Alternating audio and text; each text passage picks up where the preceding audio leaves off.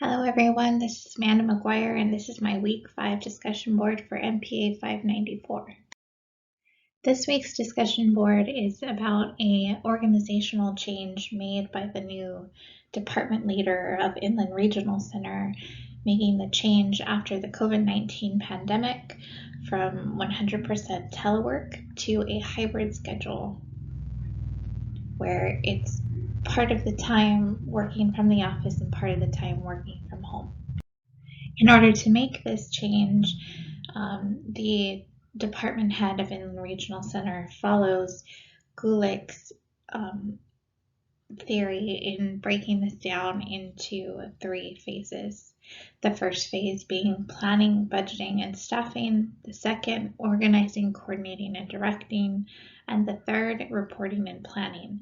And throughout all 3 of these phases, there is an emphasis on the type of leadership needed, motivation of the staff to make the change happen and to keep it going, and of course, the most important of these, efficiency.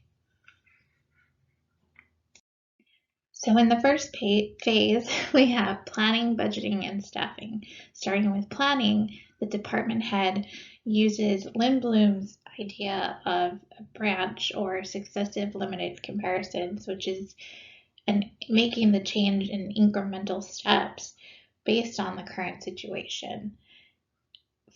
Then also we look at the overall structure of the organization, and the department head would analyze changes needed in the structure based on fail.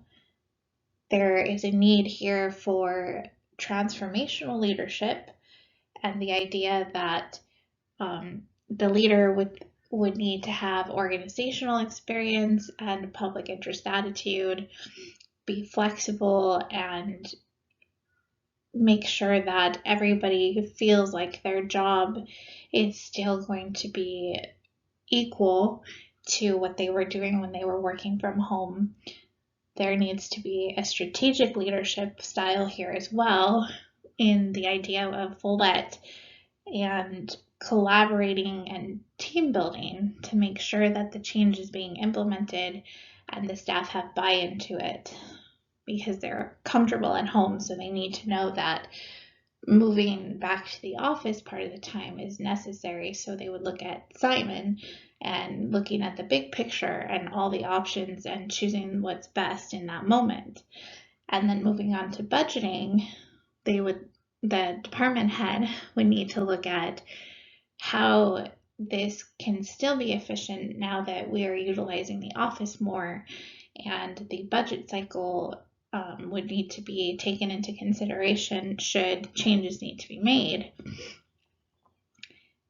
Evaluating expenditure patterns and analyzing the overall budget for efficiency.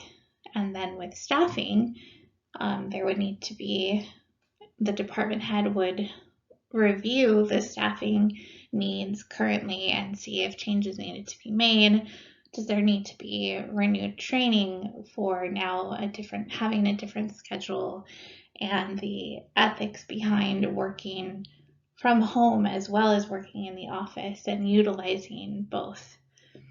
And while all of this is happening, there would also need to be maintaining a unity of command and a unity of direction so that all of staff have clear communication and know who to report to and are all moving towards the same goal. Now in the second phase, we have the Gulick's idea of organizing, coordinating, and directing.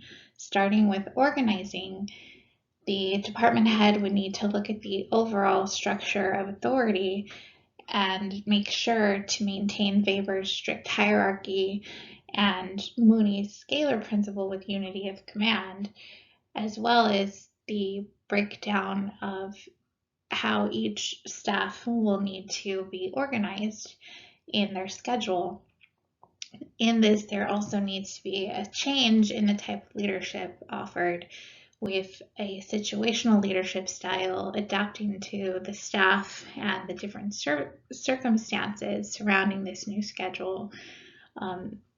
The department head can look to McGregor and the two different thought processes of managers, that some managers feel that staff are lazy and need to be constantly supervised, while other managers, Theory Y managers, feel that staff are independent and can do the work on their own. So with these two managers, the department head would need to make sure that they're adapting their styles based on the need of the staff in these circumstances. Also, there would still need to be a collaborative leadership style with Follett and Lewin and Likert in participating, the managers participating with the staff to make sure that these schedules work for them. They're going to be taking into consideration their schedules and their needs in moving back into the office after being home for so long. Moving on to coordinating, there needs to be a look at how all the work assignments intertwine and work together, and how to maintain efficiency with the division of labor. Looking at the Pendleton Act to make sure that the tasks given to each individual are done based on their merit, their qualifications, and abilities. There needs to be a constant, solid system of communication following Barnard. And there also should be motivation based on Maslow and helping staff reach their level of self-actualization here. If what's good for the staff is good for the company and those two things align, then both will be successful. Finally, with directing, there is going to be the idea of transparency, that the leader needs to be transparent and honest with the staff in the changes being made and adapt as needed to encourage employee trust. And the leader should also be ethical and uphold the workplace ethics and code of conduct. Excuse me. And then they also need to make sure that those ethics are still within the limits of the Constitution, as Lewis said. And then finally, with phase 3, we have reporting and planning. On the reporting side, it's going to be the department head's responsibility to check for the effectiveness of the change being made. Is there more efficient work happening now that staff have a hybrid schedule and things are moving more towards normal work practices? Using Rivlin, there needs to be an assessment of every social service organization to make sure that they are doing what they're supposed to be doing. Throughout this, there's also the idea of a whistleblower policy that needs to be put in place, so that if there is something going on with these changes that is not on board, that is putting people at risk, that people have the opportunity to step up and say, hey, this is a problem. There's also Merton's functional theory that should be taken into consideration by the department head, that the policy put in place should remain in place unless changes need to be made. And then with planning, based on the changes or the results of the report and the assessment done, there needs to be a plan for how to move forward. What negative and positive externalities have affected the change? Are we at a state of homeostasis? And we also should evaluate our leadership, coming full range of leadership, coming all the way around full circle to an autocratic style, a directive and resilient leader, and somebody who has problem solving and coping capabilities to move forward. And then finally, with motivation, we need to remove any perceptions of inequity and imbalance to ensure the continued motivation of our workers.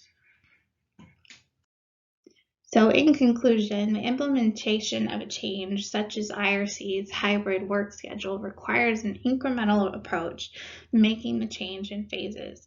The phases include planning, budgeting, staffing, organizing, directing, coordinating, and reporting. Different styles of leadership are necessary throughout each phase of the change based on the circumstances at that time. During the change process, During the change process, employees need to be motivated not only to accept the change, but also to continue their assigned work under a unified command. Lastly, the most important aspect of an organizational change is efficiency, making the change happen efficiently, ensuring the dynamic homeostasis and stability of the organization. Thank you.